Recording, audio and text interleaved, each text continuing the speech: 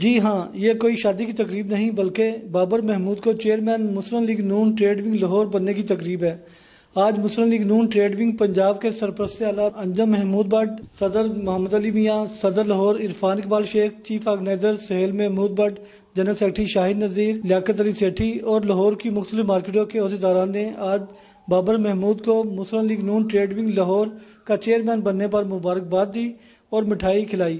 اس موقع پر بابر محمود نے آنے والے مہمانوں انجم Mahmood but, Irfan Iqbal Sheikh, Sohail Mahmood but, محمد علی میاں، شاہد نذیر، عتیق الرحمان، حاجی نعیم خان، لیاقت علی سیٹھی، میاں محمد ریاض، Ashfaq but, Haji Azhar, Agha Zulfiqar Ali, Amir Sohail, Raja Hamid Riyadh, Malik Nadeem, Shaukat but, Imran Bashir, Babar Iqbal, موزم Ali Khan, Zeeshan خالد، میاں محمد جمیل، سلیم بٹی، شیخ عابد حسین، عامر اعوان، محمد اعجاز مغل، محمد اعظم، نومی بٹ، عامر بنڈر کو مالا اور کھلے پہنائے۔ تقریب میں سب نے یہ مل کر عہد کیا کہ تاجروں کی فلاح و بہبود کے لیے سب کو ساتھ لے کر چلیں گے۔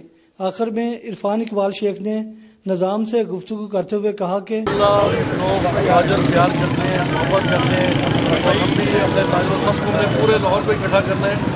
انشاءاللہ پورے لاہور میں تاجر اکٹھے ہوں گے، ایک محنت سے آئیں گے اور سب مل کے کام کریں گے۔